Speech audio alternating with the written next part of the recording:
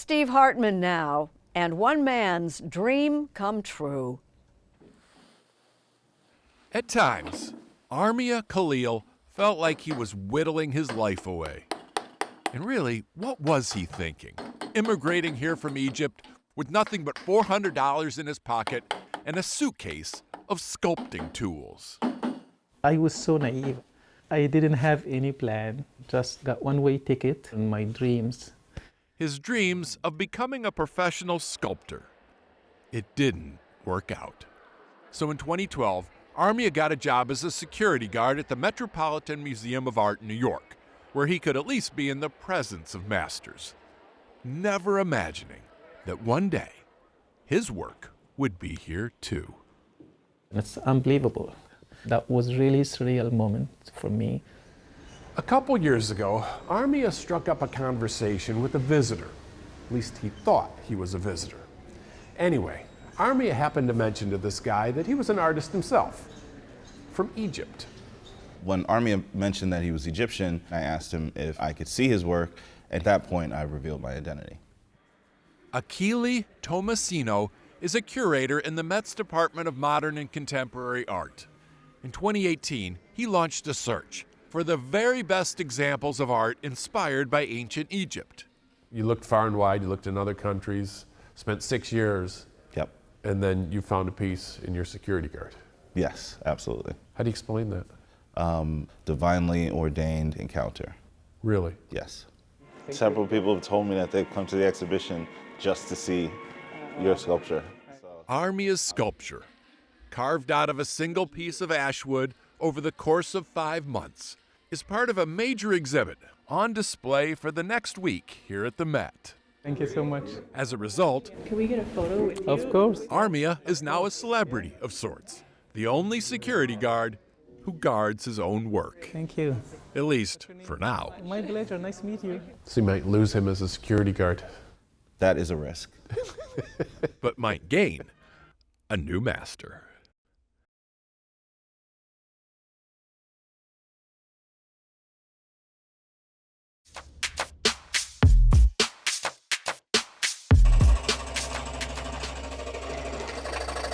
Five and a half years ago, Conrad Armstrong made a puzzling career change. And how does a software engineer go to making jigsaw puzzles for a living?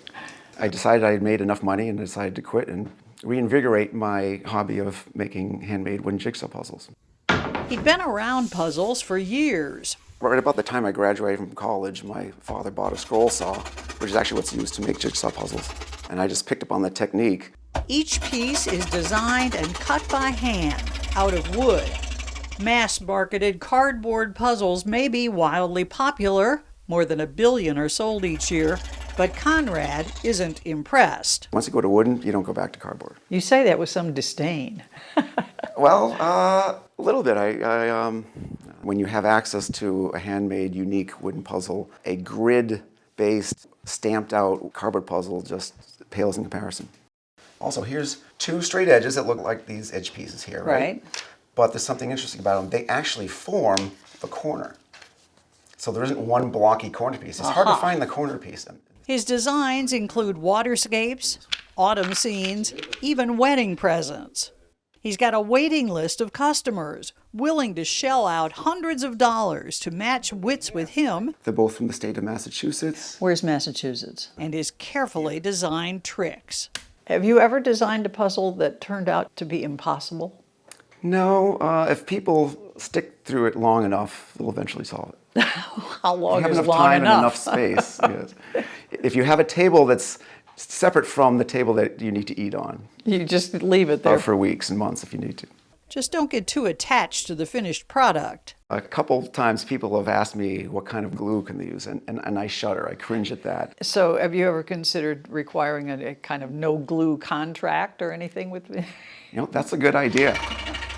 Clearly, designing a good puzzle is an intense business, with each resulting piece its own little work of art.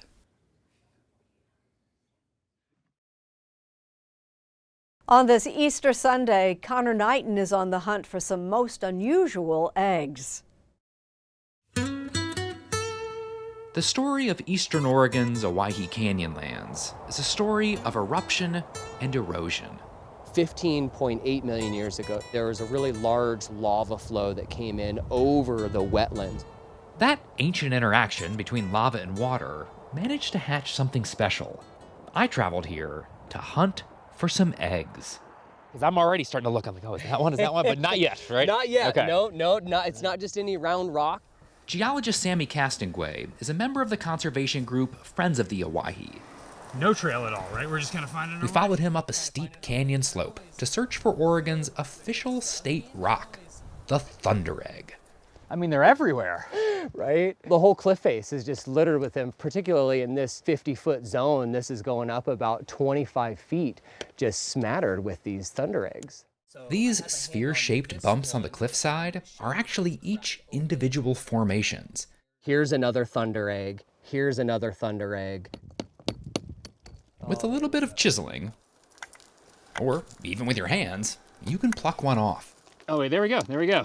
Collecting limited quantities is allowed here. All right. Oh, wait, Nice. Is this a double? Wow. Yeah, and I think that's going to have some of that blue color in there. While the eggs may not look like much on the outside, crack them open, give them a little polish, and they reveal a multicolored yolk. The beauty of a thunder egg really comes when you cut it in half and you open it up and you see inside, you see a design inside. And what you have inside is going to be filled with agate or jasper or opal. Angela Piller is the collections manager for the Rice Northwest Museum of Rocks and Minerals in Hillsboro, Oregon. While thunder eggs do exist elsewhere in the world, they're especially common in Oregon, thanks to the type of sticky, silica-rich lava that's found here. When that lava came into contact with water, At some point, that is going to flash into steam, sort of like popcorn. And that opens up this void. And so now you have this sort of star-shaped or triangle-shaped or chevron-shaped void in there. then, over the course of millions of years, that void was filled with even more mineral-filled water, creating gorgeous designs of all sorts. So I'm seeing a bird there. That actually, am I just seeing birds everywhere? That looks like a bird to me also. This one looks like a little chick. You can see Yeah. sort of like a little eyeball here. So it's a thunder egg with a bird Yes. inside. Come on. While these softball-size eggs are more typical, thunder eggs can get much bigger. This is huge. This Yes. is also a thunder egg? Yes, this is a thunder egg. We call this one meatball. I can see why. The name thunderegg first appeared in print in the 1930s, when a geologist claimed local Native Americans believed the rocks had been hurled from the heavens. But We've checked with tribal authorities around here, and there is no such legend of a thunder egg. But it really made a good article when he wrote it, right? the thunderegg name stuck, and now thunderegg hunting is a popular pastime throughout the state. From the outside, I would walk by this if I saw this on a trail. Oh, 100%. Most people would, unless you are a rockhound or a fan of thundereggs, you know exactly what to look for. Dylan Vosti conducts cutting demonstrations at the museum. Oh, wow. That is very interesting. Not every egg is spectacular. As we discovered on our search, plenty are duds. It's more about enjoying the time spent looking for them. Ah, there we go. I think that does look like a good one. Sammy Castonguay's family has an annual Easter thunderegg hunt. You really don't know what you've got until you get back to the car, until you get back home and you cut it open. Is that part of the fun? I think that is part of the fun, right? It's the mystery. A mystery that only reveals itself when you crack the case.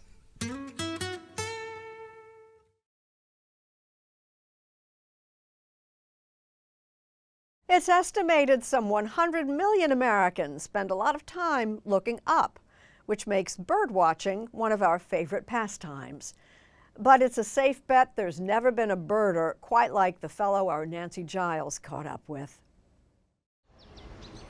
New York's Central Park is an oasis of green in one of the world's busiest cities, drawing millions of visitors from around the world, including more than 280 species of birds, many of which make this a regular stop on their annual migrations.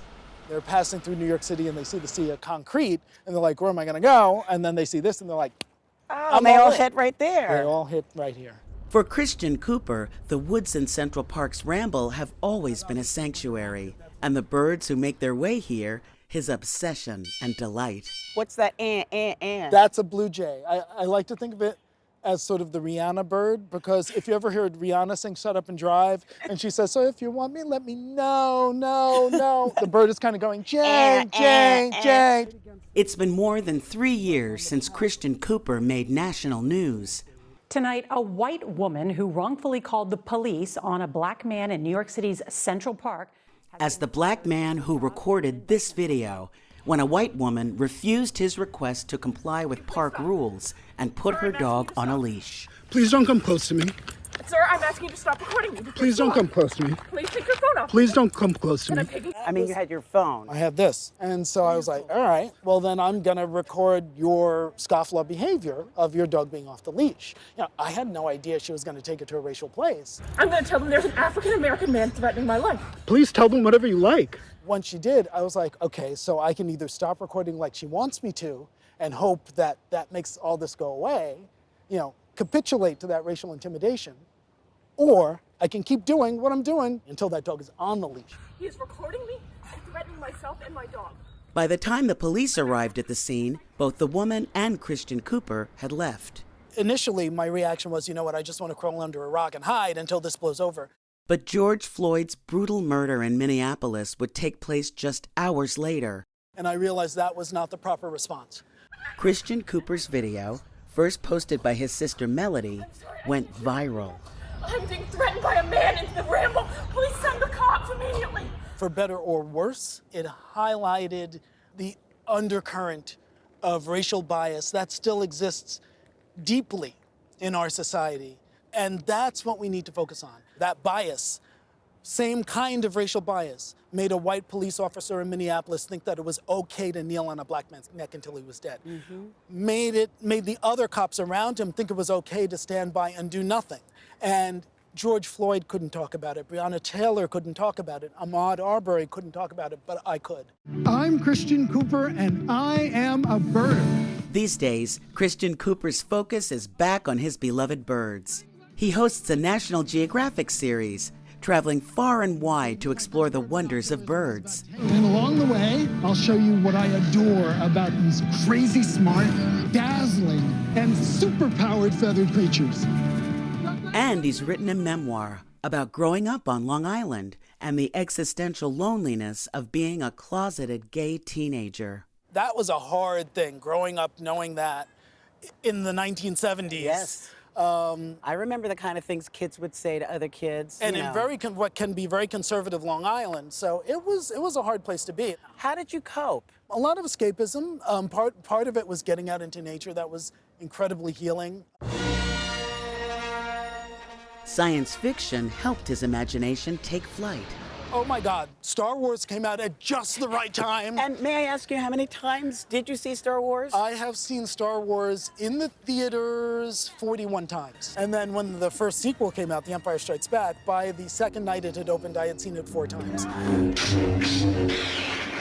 So yes, I was a little bit of an addict. What was that otherworldliness attraction about? It just opens up new possibilities that you can imagine, and that can be important, because if you can imagine something different, then maybe someday we can get there. Kirk here. Captain. He credits the TV show Star Trek, particularly Mr. Spock, with helping him keep his cool during the confrontation in Central Park. A Vulcan's mental discipline is to suppress emotion, right, and act only rationally, right, and logically. And that's why when she said, I'm going to tell the police that an African-American man is assaulting me, you were able to just go, basically. Spock also helped him survive his childhood. Here I was, a nerdy, brainy kid, and here's a character on this TV show who's, one of the heroes of the show, and he's all about the intellect. He's all about the brains. So that was really appealing to me, to the point that I spent hours as a child in front of the mirror, going like this, trying to learn to be able to raise one eyebrow without the other. And guess what? I mastered it. You got it. Wait, do it again. You keep your eyes on the bird, right, and you bring the binoculars to your eyes, and then boom. The incident in Central Park has not dampened his enthusiasm for this place or for his avian friends. It's a window into the world that people don't always have.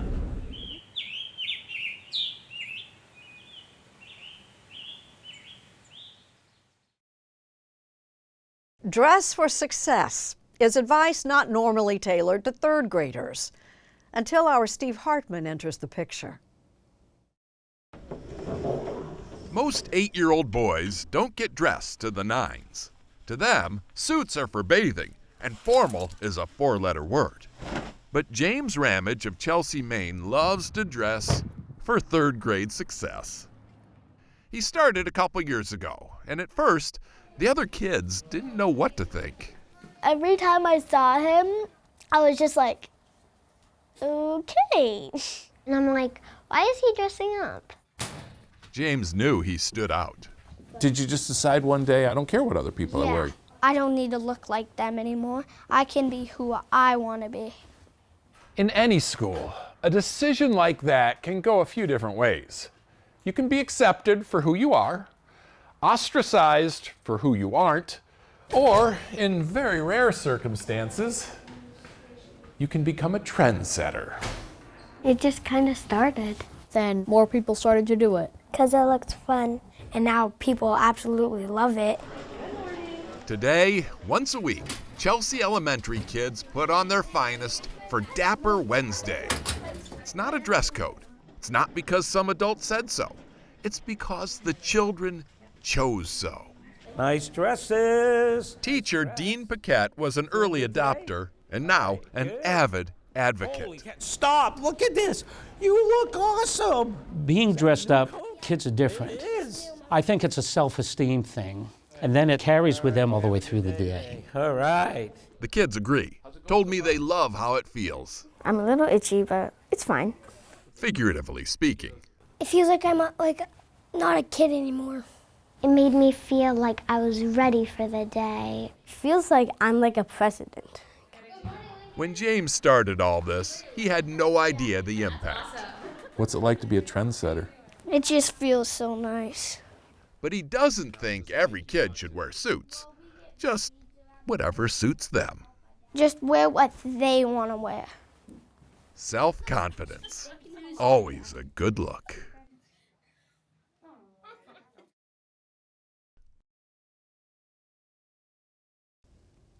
Our David Pogue has discovered an artful dimension to that familiar toast. Bottoms up.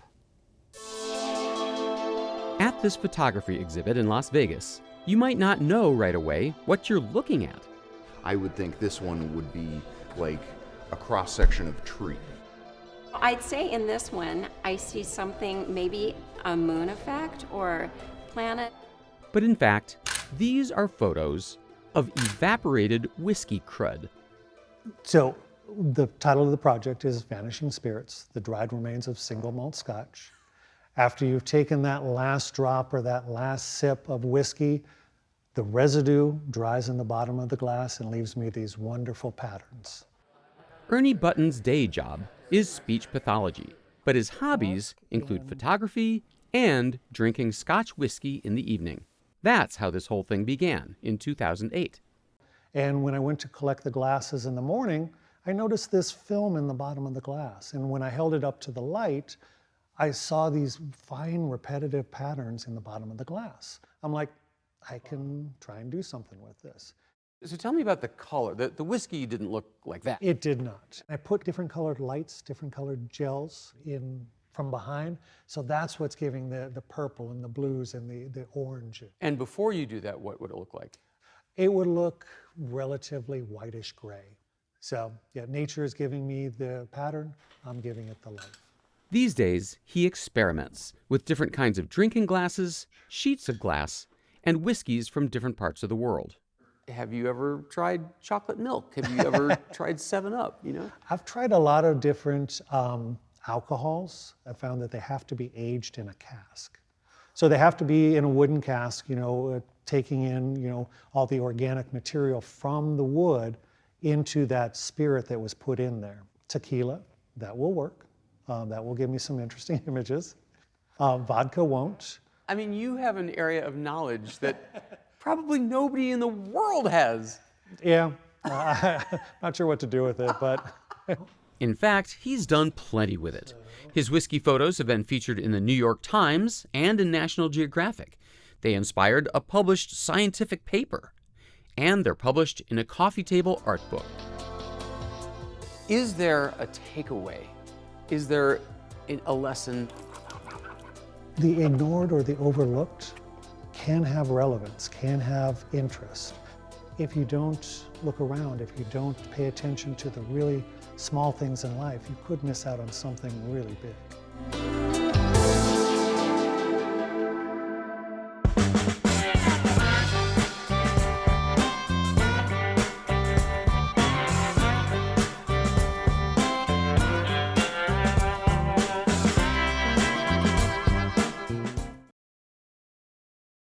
Life is full of moments when we have to face our fears and take a leap into the unknown.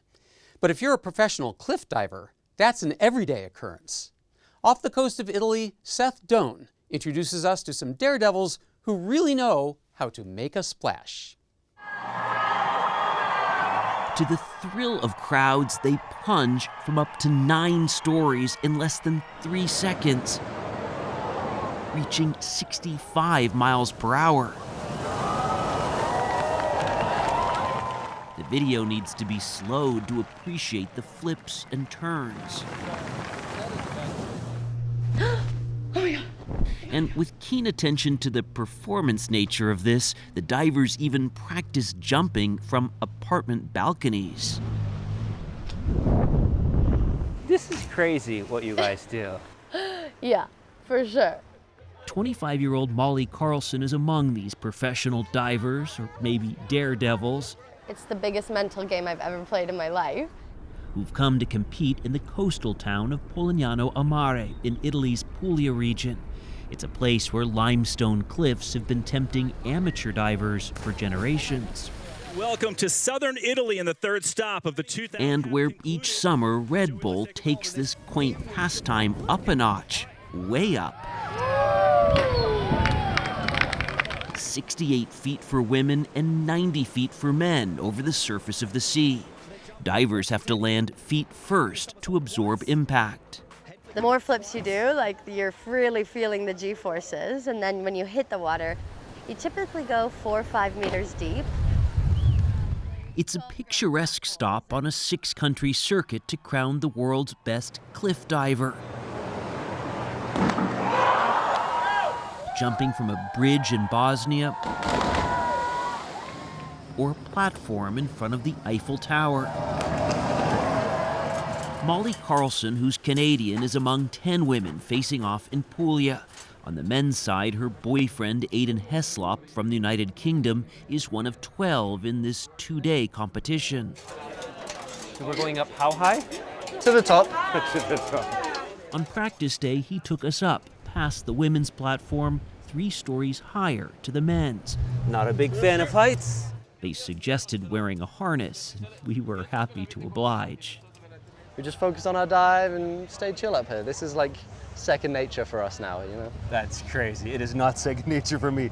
My legs are actually wobbling. But thanks for bringing me up here. Of course. Want to go down?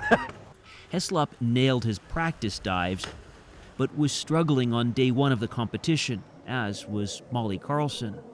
I've had a lot of anxiety going into this competition. I don't know why. But she's used to pressure. While cliff diving itself is not yet an Olympic sport, for years Molly Carlson's only goal was to make it to the Olympics on the Canadian diving team. As soon as I didn't make that Olympic team, it was like everything came to light. I was like, oh my gosh, I've been suffering for a year and no one knows about it. Under crushing stress, at the time she developed an eating disorder. I was 16 years old. I was taller than everyone else in my field. The smaller you are, the easier you can flip and the faster you are. So I thought, okay, if I get smaller in a skinnier way, maybe I can achieve the same dives that they're doing. By not eating. By not eating, exactly. She just missed qualifying, but says that devastating result ended up being a turning point. I told my family, and as soon as I opened up about it, it was like, I want to get the help. When she occasionally still suffers, she's cheered on by her roughly 4 million TikTok followers, where she has a hashtag #BraveGang, encouraging others to share their brave stories. Beautiful. And 3. Today she trains at home in Montreal, where she couples ballet, working balance, alignment, and rhythm, All right, only high divers can come up here. with time on the very high platform. I walked super fast in this part. The last ladder before 20 meters. Whew. She took our camera up to show us her perspective. This is 10-meter platform. That is the Olympic height, and we are double that. Isn't that wild? Full tour, the ladder you just came up, and the 20-meter platform. This is one of just 3 permanent platforms of this height anywhere in the world.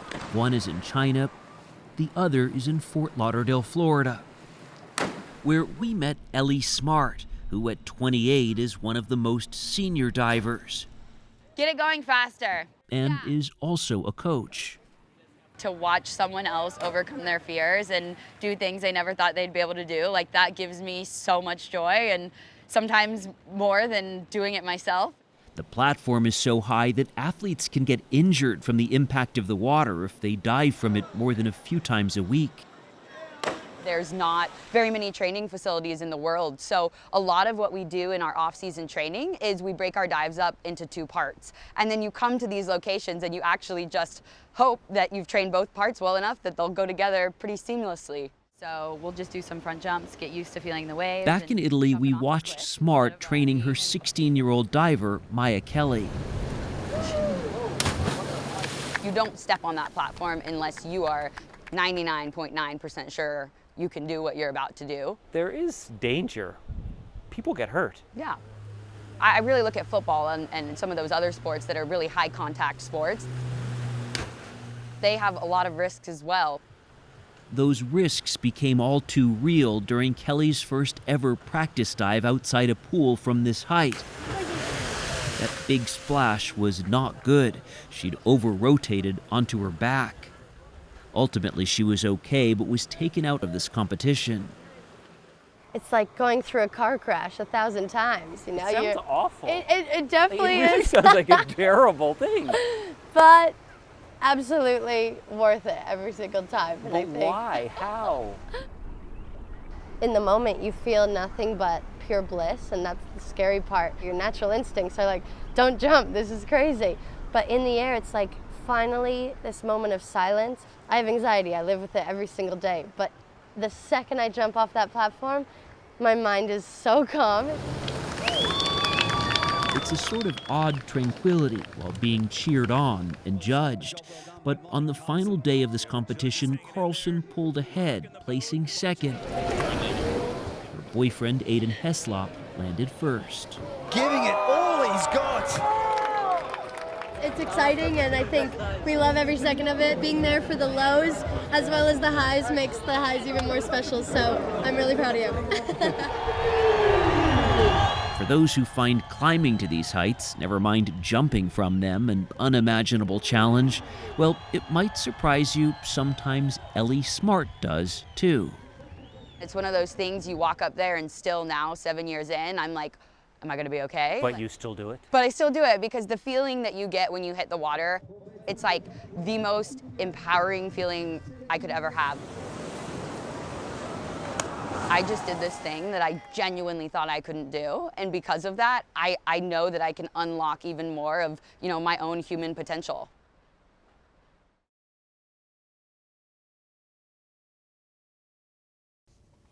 Here's a thought to ponder this Labor Day weekend for those with kids in high school. Send them off to college or have them learn a trade? The answer is not as clear-cut as you may think. Have a seat. You and I are sitting on and next to the most used piece of equipment. I think some of the biggest decisions was made on one of these. That's Julius Wright sitting on the other toilet seat. He's a master plumber and an instructor. Prepare for the worst, and if you walk out, On the best, you're good. At the training facility for the Plumbers and Gas Fitters Union, Local 5 in Lanham, Maryland. It's just you and the snake.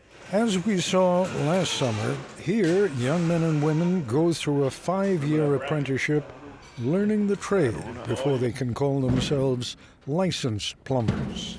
I was one of those kids that knew I wasn't going to college. It's crazy because it's a 5-year apprenticeship in college. It's 4 years, so. Yeah, I mean, it's not easy. You come here, but... Here you don't have student loans that you have to pay back. You're getting paid. You're getting paid to learn a trade. Learning here and assisting a licensed plumber on the job, an apprentice can make up to $77,000 a year. Even so, says Brandon Magrowski, the work carries a certain stigma. Growing up, my parents would see something like that and say, oh, go to school so you don't end up like them. Well, great pay, great benefits. I'm not doing bad, but normal people still look down on us. Why do you say normal people? The regular everyday people, the people that work 9 to 5 in an office. We get dirty, we get smelly, we get covered in all sorts of muck. It's just what we do. The division is partly a function of people thinking that because the work is dirty, it must be stupid. If people never attempted skilled manual work, they may not understand just how intellectually rich and engaging it can be and demanding. To describe Matthew Crawford as a mechanic with a PhD in philosophy is a little glib, but it's also true. I was the director of a think tank, and I quit that job to open a motorcycle repair shop. Because? Well, the think tank work, essentially we started with a set of conclusions, the ones that our donors wanted, and then worked backward to a set of premises that could get us to the conclusions. Whereas if you're trying to figure out why a bike doesn't start and run right, you can't weasel your way out of it not starting and running right. And, Crawford reminds us, there are 43 million Americans carrying a student loan debt averaging somewhere north of $37,000. The trades, meanwhile, provide more than just a good living. What distinguishes the skilled trades, I think, is that you're always using your own judgment. The physical circumstances in which a plumber does work or an electrician, that you're never simply following a set of instructions. You always have to get a handle on some novel situation and diagnose it. We do work with our hands a lot, but a lot of it's up here and people don't really appreciate that. People think it's simple to fix a toilet and they think it's simple to weld pipe.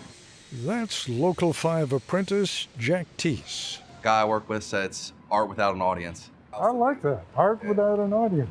I say that to the foreman all the time. It's artwork without an audience. What do you think is causing the divisions in this country today? Ignorance. This is an opportunity to do the Taria, call him T. Smalls, is business manager of Local 5. That stigma, that myth, that people that are in trades did trades because they couldn't do anything else. Not understanding that the guy that engineered the highways is a trade guy. The guy that engineered the IT services that get you your internet is a trade-based guy. In the old days, a union man was a Democrat. Always. Yeah. Through and through. Yeah. Not anymore. No, not anymore. Because? You put trust in politicians, they'll break your heart. You know? At the union level, I think they always say it's about Democrat, but if you talk to people out in the field, most of them are very conservative in their values. You come to work, as long as we're getting work done, you can believe whatever you want. I work with all different type of people. You're looking at 3 master plumbers, Jonas Bonilla, Mary Sims, Renika Dix. Do they enjoy perfect racial and gender equality? Not quite, but they do get the same pay. Pay scale is even, but I think it wouldn't be that way if it weren't union. That's not the way it is out in the world. No. Women make less than men do, significantly less. So one more for the union, right? There you go. I feel like people aren't transparent with what the real wages are for these industries. That stigma has pushed down and pushed the vocational trades out of the schools when in reality, we need those trades. A lot of the divisions in America today seem rooted in the perception that some white-collar workers and many college graduates have about themselves relative to the tradespeople who keep their homes and their cars and their utilities functioning. That illusion contributes to the contempt that many people feel for the working class. So to my mind, a lot of that division in the country is facilitated by a lack of acquaintance with the kind of work that others are doing for those of us who are free of it ourselves. Do you mind my asking what you take home in a year? Over 100 grand, over $100,000. It's a modest answer. Julius makes way over $100,000. You got a house? Yeah, I have 2 houses. I have 2 houses. Why do you think people still have such a strange outlook toward the working man and woman? Man, if I could answer that, I feel, my opinion is people need to have a certain status or feel they're in a certain class group over someone else. And you think going to college gives people that sense of, I'm a little better than you are? Yes, because I'm educated. They don't think we're educated. What the pandemic taught us was that we're essential. When they were locked in their house and this doesn't work, who do you call? The uneducated plumber, right? So now, who's winning? The college or the trade?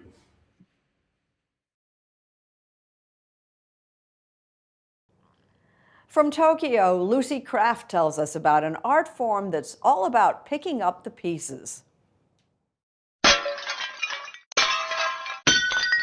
No matter how broken the pottery, Tsuyoshi Koishihara says there's nothing he can't fix. After 40 years and nearly 10,000 pieces restored, Pottery Repairman doesn't really do him justice. Reassembling a tiny sake cup like a 3D jigsaw puzzle, the Kyoto artisan is an expert in Kintsugi, the ancient technique for making shattered dishes whole again. Kintsugi, literally gold and joint or patch, highlights breaks, chips, and other flaws instead of hiding them. Priceless tea bowls and cheap crockery alike become sublime mementos of personal history. He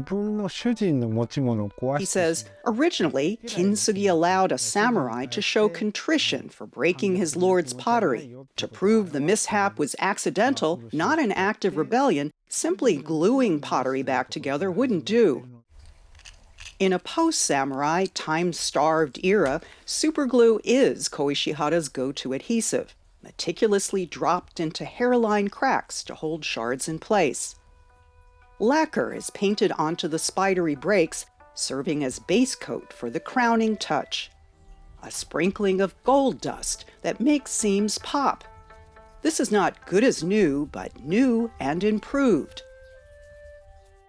Collectors use kintsugi to preserve the monetary value of exquisite pieces, but most of Koishihara's work is fixing beloved but everyday items.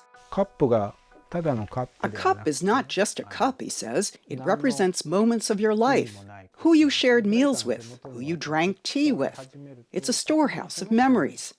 Kintsugi reflects an old Japanese aesthetic which celebrates and finds beauty in imperfection. But in recent years, a new generation of Japanese is rediscovering and reinterpreting a once obscure repair technique. In a Tokyo workshop, artist Tomomi Kamoshita teaches students how to mix and match beach glass and ceramic debris into kintsugi mashup ornaments. You're a potter who specializes in broken pottery. How did that happen? In every batch of pottery out of the kiln, there are always a few rejects, she says. I wanted to salvage them. So now her lemons get a new life, with a graft of ceramic or glass like patches on a pair of jeans, a technique known as yobitsugi. With its optimistic message of recovery, kintsugi has taken on a life of its own, far from Japan. There are kintsugi-branded sneakers, cigars, and perfume. A kintsugi-inspired Star Wars helmet. Not to mention pop songs. And and self-help tips about bouncing back from adversity, or even healing political partisanship. Around the world, Kintsugi is having a moment right now. Why do you think this idea resonates with people? It's not just about broken dishes, she says. Life involves getting hurt, but being wounded is a chance to create something completely new, a profound life lesson for us all. Damaged teacup or tortured soul, in the resilient world of Kintsugi, nothing is truly breakable.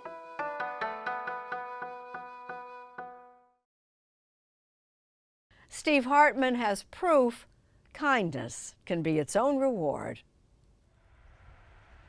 If there was ever an election in this country for kindest American, the people of Galveston, Indiana know who they'd nominate.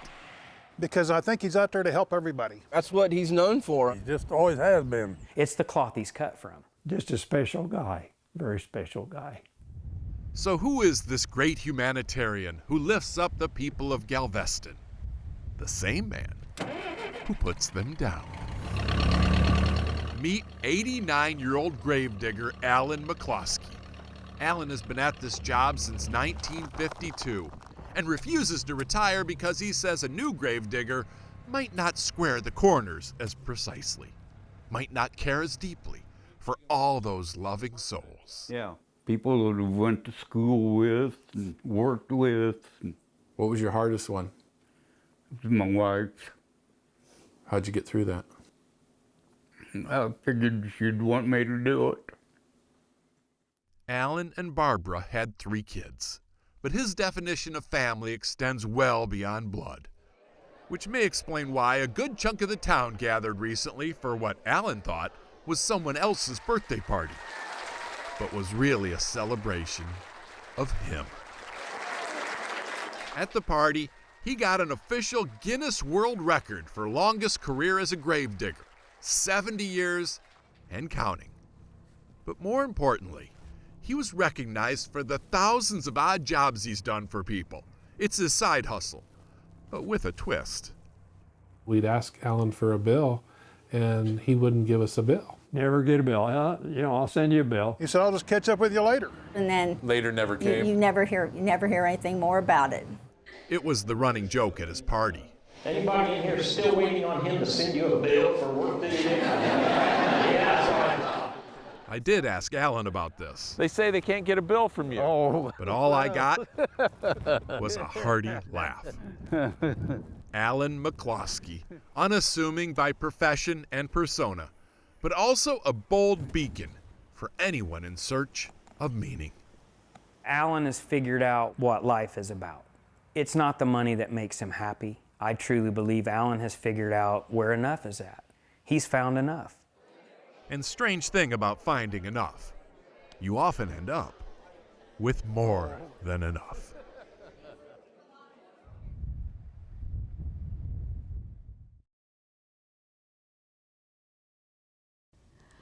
What could be more picture perfect than a town in Vermont in the fall? How about 251 towns in Vermont in the fall? Connor Knighton tells us all about it by the numbers. Vermont is known as the Green Mountain State. But come autumn, its mountain slopes are anything but green.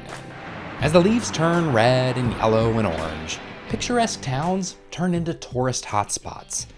Number 53, Waterbury, 53. Vermont. Woo! All right. Loretta Cruz and Aaron Agnew aren't your typical leaf peepers. They've come to the town of Waterbury on their honeymoon. Sort of. When these Vermonters got married back in 2020, the pandemic forced them to cancel the trip they'd originally planned and stay closer to home instead. We had to think about, well, what are we going to do for a honeymoon? So go to every town in Vermont was the Go answer? to every town in Vermont, that's right. And that extends the honeymoon. It's more than just one trip, too. At this rate, the honeymoon period could last for well over a decade. They've been taking trips whenever they can get away, taking tips from the many members of the 251 Club. Our first town was Brookfield. We wanted to see the floating bridge. You'll be in Randolph. The 251 Club is a group dedicated to exploring all of Vermont's towns and cities. Every town that has a brewery you want to go to. At their annual meeting, they gather together to talk about their journeys. Are we doing it together? Are there rules? Tim is very competitive, so he feels there should be rules. It's got to be rules. But there aren't any rules. I've heard it said that we are a lawless organization, right? That kind of the only rule is that you have to love Vermont and want to explore it. Mike Leonard is on the board of the 251 Club, which has maintained its name even though Vermont now technically has 252 towns. Like he said, the rules are loose. When he was 20, he hit the towns on a road trip with two of his pals. And so I took it on as a challenge to really explore what it does mean to be a Vermonter. Some of the towns, only had 5 or 6 people in them. Esther Farnsworth didn't start her quest until she was 90. There are a lot of places in Vermont that I haven't seen. So I just decided I'd go. And now 93, Farnsworth made it through the list in 2.5 years. And I know the best places in Vermont to get ice cream. Ben & Jerry's isn't the only one, there are some others too. The 251 Club was first proposed in a 1954 issue of Vermont Life magazine. Poet Arthur Peach wrote that Vermont, from the beginning, has been a state of towns, and in them only can the real Vermont be found and seen. In the town of Thetford, you can see the Vermontosaurus. In the town of Glover, you'll find the unattended Museum of Everyday Life, devoted to ordinary objects. Just turn the lights off when you leave. In a single afternoon, you can travel from Peru to Jamaica to Athens. But as every traveler knows, it's not always about the destination. Driving around, talking, it's just been, it's definitely been really good, like father-daughter bonding time, especially during the pandemic. Whenever you complete your quest, there's no grand prize. The club doesn't make you prove anything. But what happens is your heart opens up when you finish, because you get to see how much commitment is in each of those tiny little towns that are out-of-the-way places, but people love them. That's Vermont's Congressman Peter Welch, a proud 251er. That deep sense of pride and sense of place is perhaps best summed up in the Vermont State Song, These green hills which Esther Farnsworth insisted I could not leave the state without hearing. They say home is where the heart is. These green mountains are my home. I love that. That's a great set of it. Anyone for tennis? Here's Mo Rocca. In the weeks leading up to the U.S. Open, as preparations began in New York for America's marquee tennis event, we went to see the athletes at practice. Running, rallying, rolling. These are tennis's unsung heroes, the ball persons. Which do you prefer, the net or the baseline? I prefer any position on the court, as long as I'm on the court. You want to get low and then push forward. For 22 years, Lorraine Fowler has been using time off from her day job to serve as a ball person. How do you train for this? You just need to make sure that your body is in the best shape that your body can be in. Cardio, yoga. Reflexes. Yes, your reflexes need to be on point. She's one of about 200 ball people working the Open, aged 16 to 63. Whose chief aim is not to be noticed. Part of our job is to make the match go smoother and just not be seen. And if we can make it go as fast as possible and effortless, that's great. Tennis was originally a game for aristocrats, says historian Elizabeth Wilson. Louis VIII of England played tennis, Louis XIV, Louis X of France. They all were mad about tennis. I would be so stressed out being Henry VIII's ball boy. Well, I don't know that Louis XIV would have been much better, actually. During this early period, hiring ball persons was unnecessary. Ball persons emerged simply out of servants. This was no problem, getting someone to hand you the ball. Tennis history in the making. Professional met amateur in the first ever championships open to both categories of player. In the 1960s, tennis entered the open era, which meant amateurs and professionals started playing together. Practicing hard, hoping to be chosen this month. And as the sport became more professionalized, so did the role of the ball person. What a thrill for the lucky youngsters on the center court for a final. In this footage from 1966, ball boys at Wimbledon, and back then there were no ball girls, are being put through their paces. So that period really inaugurates when people really had to look at how tournaments run, who is umpiring. So this was all part of something that then included ball boys.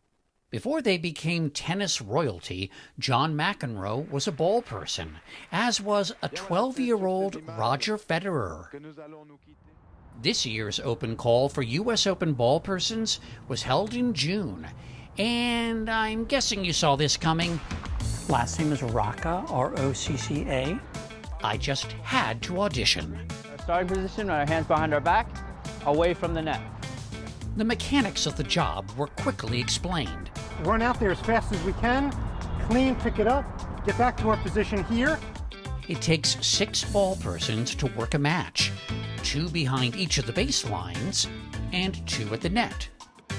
Should a point end at the net, the corresponding ball person springs into action. Quick like a bunny. Careful not to stomp or squeak. Quiet. Then rolls the ball towards the baseline ball person, who services the player, all within 25 seconds. When the balls aren't in play, they have to be handled carefully. The ball people actually can't put balls into their pockets, so we just put them behind our back. We're trying to get the ball 3 quarters. Tian Noble is the U.S. Open Director of Ball Persons. Does it help if you have long fingers to hold a lot of balls? No, so there's 6 balls on the court. Typically, the most you'll have at one time is 4, maybe 5. Well, that's a lot. Can you hold 3 balls in one hand? Yes. And these balls are flying fast. Some ball persons can get hit if they don't get out of the way of the tennis ball. I mean, last year I had some fractured fingers from trying to catch some serves. At last year's Australian Open, Rafael Nadal accidentally hit ball person Anita Birchall in the head. Wow. Oh, boy. See the young ball kid has been hit. But there's no crying in Grand Slam tennis. What do you look for in a ball person? I want the ball people to be attentive, have a great attitude. I think you made it.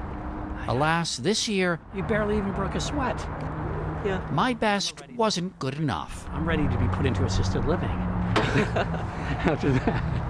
I think you did good. Steve Hartman now, with a lobster tail.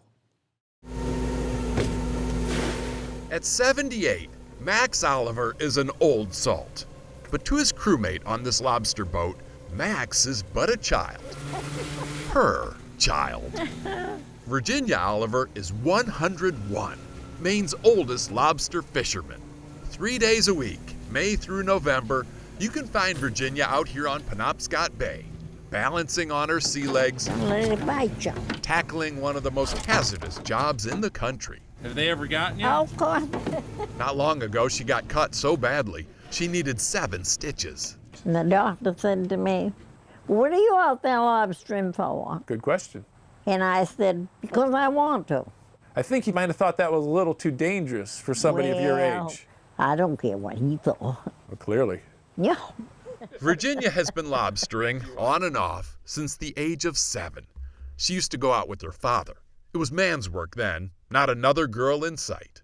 But 94 years later, she is the master of the sea. After Max hauls in the traps, Virginia measures the lobsters, Don't go on. tosses out the small ones, Just throw it away. and then tames the claws of the keepers. Who's the boss out there? I am. Okay. So let's say he didn't want to go out one day. He's too tired. No? No, I wouldn't put up that stuff. Virginia says she expects nothing of her son that she wouldn't do herself. Unfortunately for her son. How many days have you called in sick in the last year? No. She don't give up. What would she say if you said, I'm ready to retire? You better have something wrong with you. You better have something wrong with you. As for Virginia's retirement date, she says you'll find that one place and one place only, etched on her tombstone. When I die. When you die? Yeah. In other words, no time soon.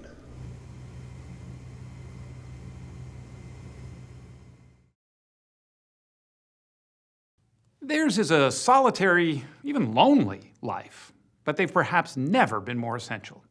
Connor Knighton takes a look at fire lookouts high in California's backcountry. Perched high atop the Bolivar Lookout in Northern California, Karita Knisley spends her summer scanning the skies. Most days, all she sees are clouds and trees, the firs and pines of Klamath National Forest. She'll record a family of deer with her phone. A hummingbird or two might stop by. But what she's looking for is smoke. Because where there's smoke, there's fire. We are going to begin tonight with that dramatic and deadly outbreak of wildfires now burning across much of the West. This year's wildfire season has gotten off to a record-breaking start, and it's only expected to get worse. In towers across the country, lookouts like Knisley are working to spot those fires before they blaze out of control.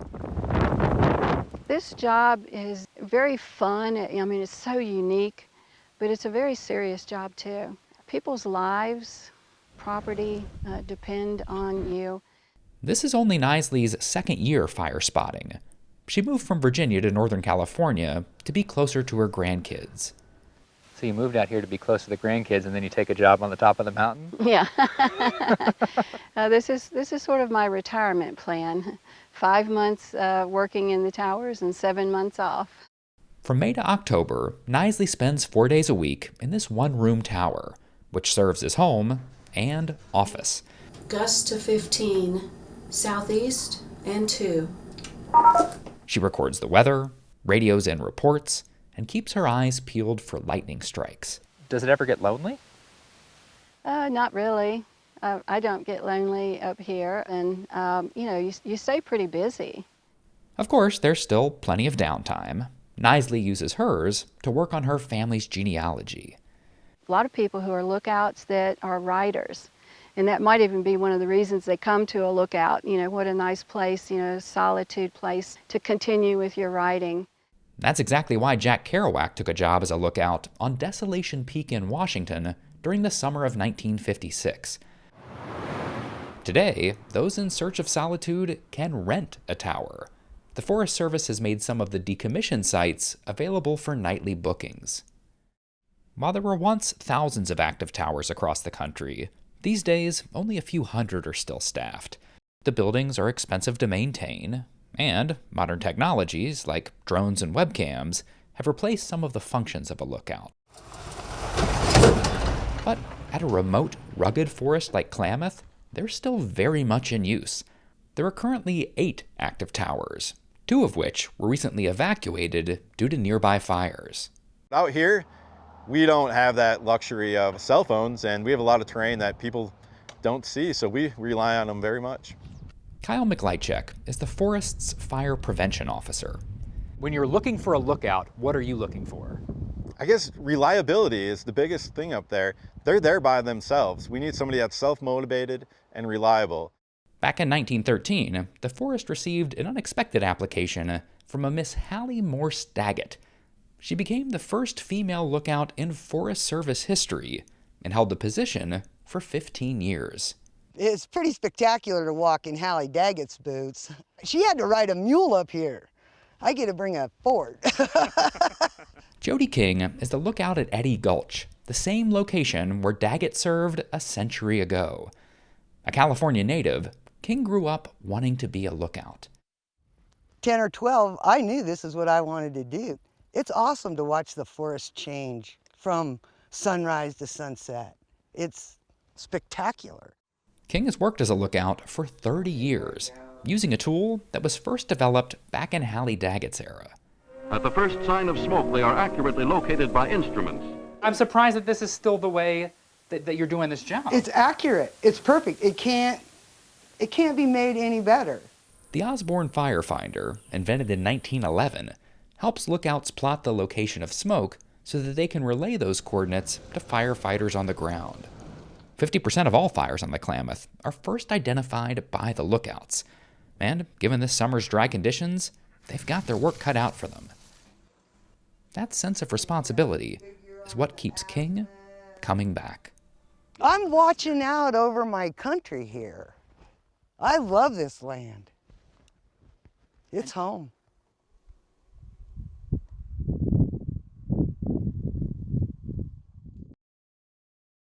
'Tis the season to shop from the safety of your couch for that perfect holiday gift. And Nancy Giles has a notion of just where that search might begin. Because of COVID-19, a lot of people are staying at home buying things online.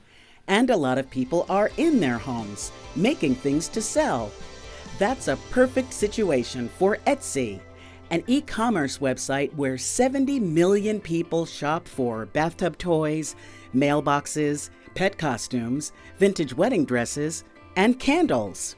I'll make probably about 30 to 50 candles a day because everything that we have, we make to order. Amberly Isabella makes candles in her basement in New York's Hudson Valley. And you want to make sure that you pour everything really slow. It was all her mom's idea. Amberly and Elizabeth had never tried this before. So then she bought all the candle supplies and we learned how to make candles off of YouTube. Yeah, there's an awful lot of fails before you get it right. But they did get it right. So this is a little bit of the tedious process.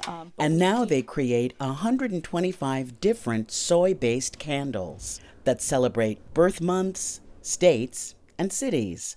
Each individual candle not only has its own story, but it's actually got its own particular scent.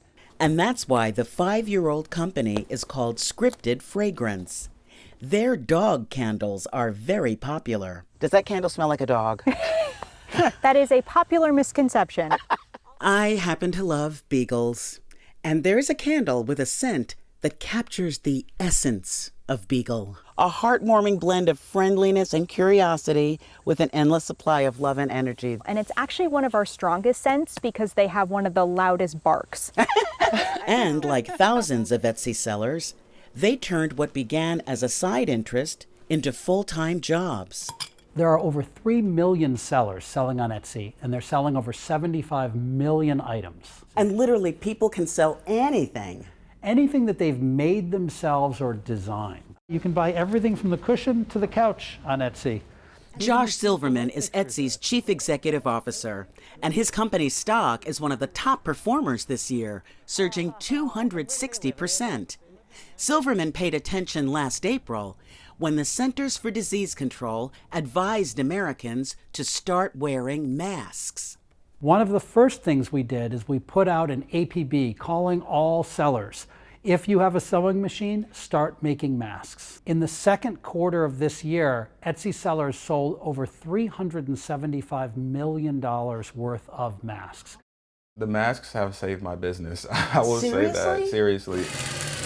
As I'm making masks, people are asking, well, I want a matching shirt. I want a matching dress. In his compact Union City, New Jersey studio, Ruben Ruel designs domestic fashions.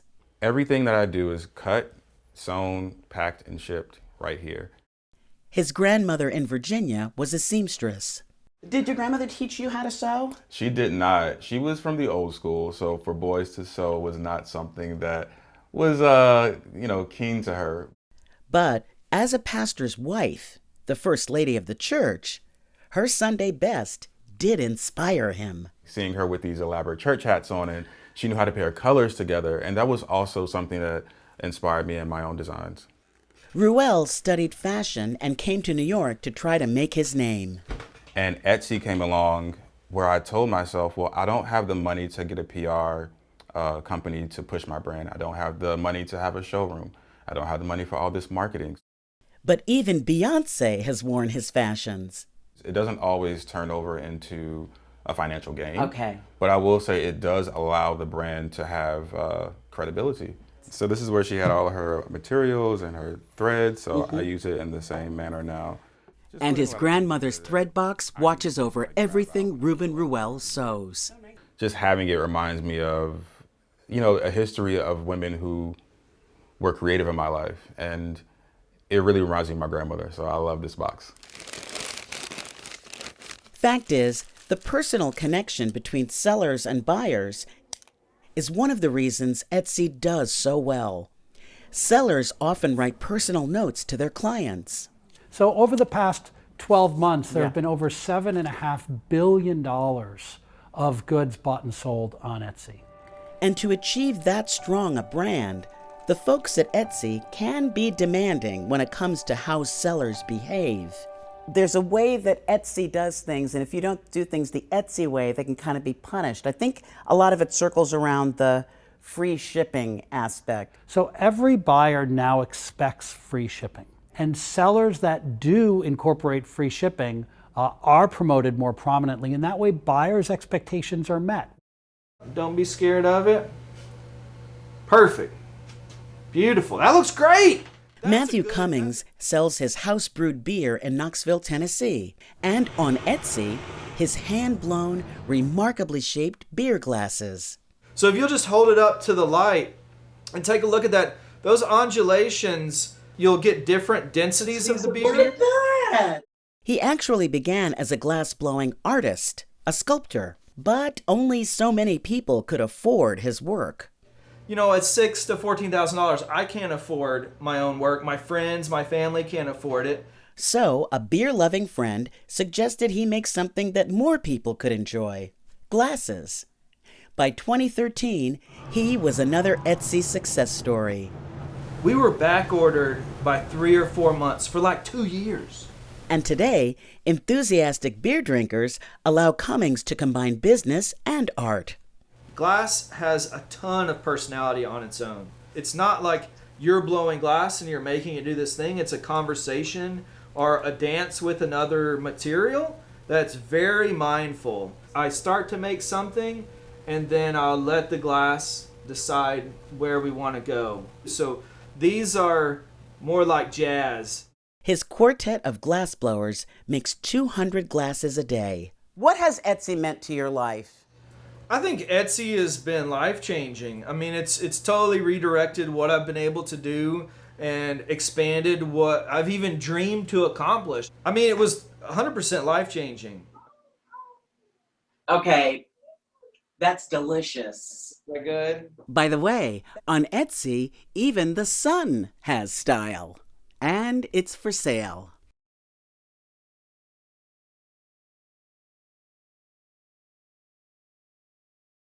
A home renovation job like no other is the story Steve Hartman has to tell. Any electrician can flip a switch, but only John Kinney of Woburn, Massachusetts can make a customer light up. Like this. Please don't pinch me because I don't want to wake up. Yeah. That's one fine electrician. Oh, 1,000 times over.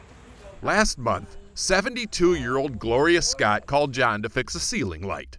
But he soon discovered that broken light was the least of her problems.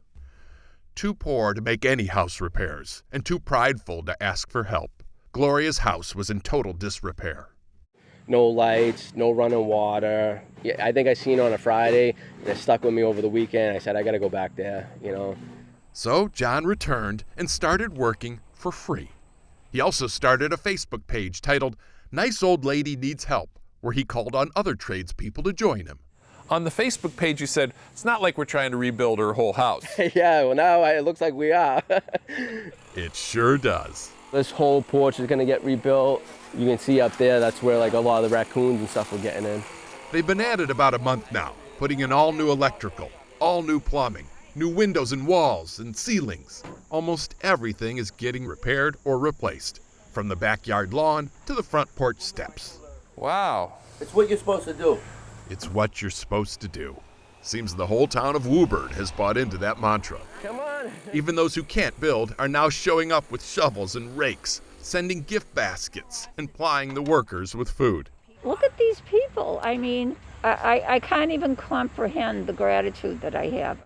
John is equally speechless. Yep. It's just, there's no words for it, you know? It's not going to end with this house, though, either, is it? I don't want it to, and that's why we put a name to it, the Glorious Gladiators, and we want to keep going with this. John would like to see chapters of Glorious Gladiators across the country, helping seniors in similar situations.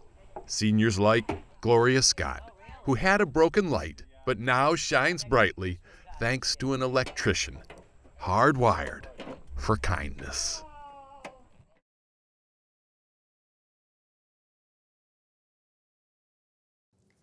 Reliving your long-lost youth is futile, right?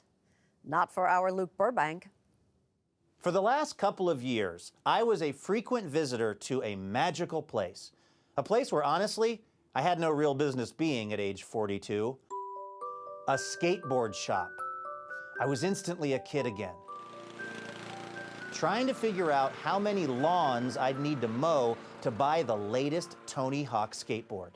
But it turns out I didn't have to, because my wife surprised me by buying me one for my birthday. Without a doubt, it was the best present I'd ever gotten, and also the one that most necessitated me updating my will.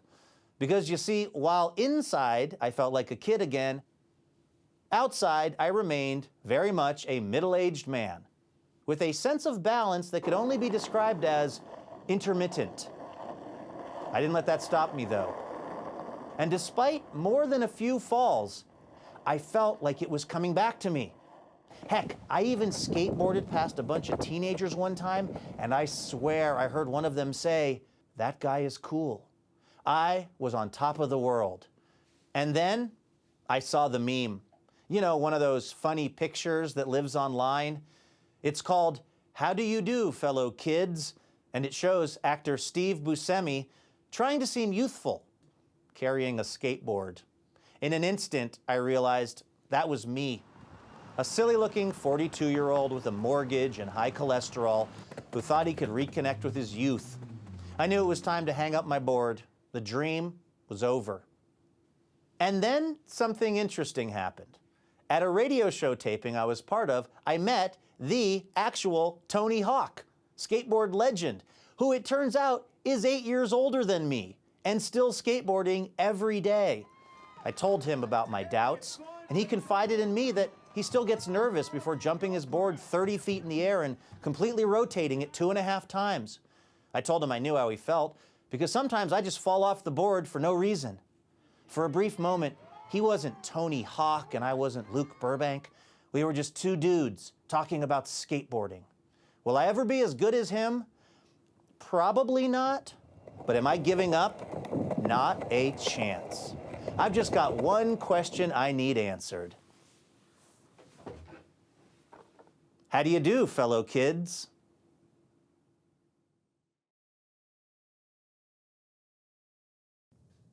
It's one of life's eternal questions. Can money buy happiness? Susan Spencer went looking for answers. In 2000, fresh out of college, Christian Hinojosa took a juicy job as an investment banker, getting paid big bucks. You're making 6 figures at 21 years old. You have a car service at your disposal. You're flying all over the world. Think he was happy? I was miserable. I remember having the thought, all I'm doing is trying to make money for my clients, my bosses, and myself. And I said, I don't know if I could do this anymore. He stuck it out for 5 wretched years, then decided to chuck it and applied for a different job, a very different job. While I was actively employed as an investment banker, I submitted an application to the Dallas Fire Department, and a few months later, got in. You went way out on a limb. Way out. 13 years later, Captain Christian Hinojosa lives modestly in a 2-bedroom rental, making, well, let's just say, a lot less than the 7-figure salary he would have been making. Yeah. You left a ton of money on the table. But my quality of life went through the roof doing what I do. Do you feel proud of him for having made this decision? I do. I love it. People who are happier are also healthier. Amherst College psychology professor Catherine Sanderson was Christian's undergraduate advisor. She says his decision was especially tough in our money-grubbing culture. There was this assumption always that if I just had a little bit more, then I will reach this happiness. But to that ultimate question, can money buy happiness? Sanderson's emphatic answer is no. The key to contentment, she says, is not how much you earn, but how you feel about earning it. When you talk to people who love their jobs, overwhelmingly what they say is not, I love my paycheck. What they say is, I find the job meaningful. It's something she's trying to teach her own college-age son. I remember being at a brunch with some of his friends' parents, and I said, I think my son Andrew would make a wonderful high school teacher. And another parent at the table said, oh, he's very bright. He could do so much better than that. Because of course he would want to do something that made more money. Of course. Research shows that once you are above the poverty line, making more money won't necessarily bring more joy, especially if you spend it on more stuff. The reason is what psychologists call the hedonic treadmill.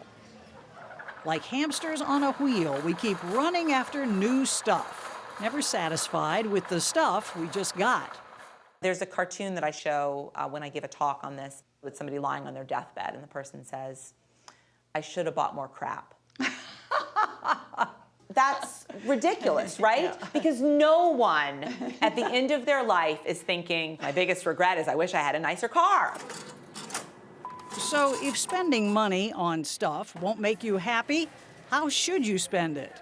Even spending as little as $40 to buy ourselves out of a negative experience like cooking or cleaning can have significant benefits for people's happiness. In general, Harvard Business School professor Ashley Willens and her colleagues handed out cash to two groups of people, telling one to go buy themselves something and the other to pay someone to do a hated chore, like the laundry.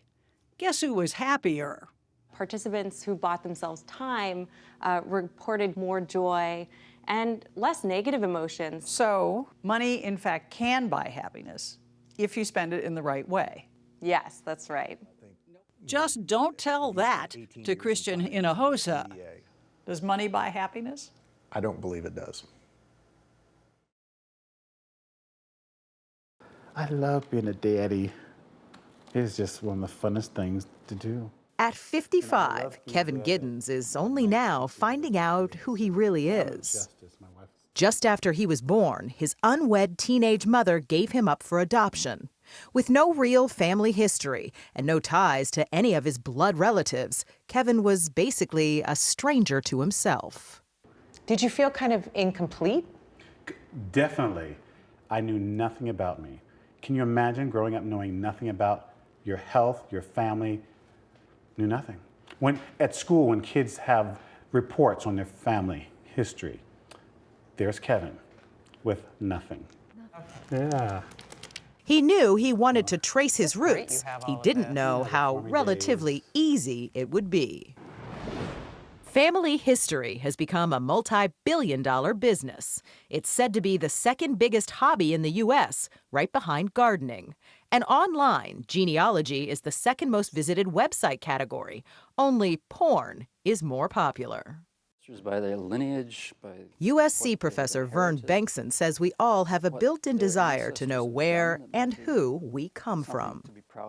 We want to find out about the highs and the lows, the triumphs, the tribulations of people whose genes we carry.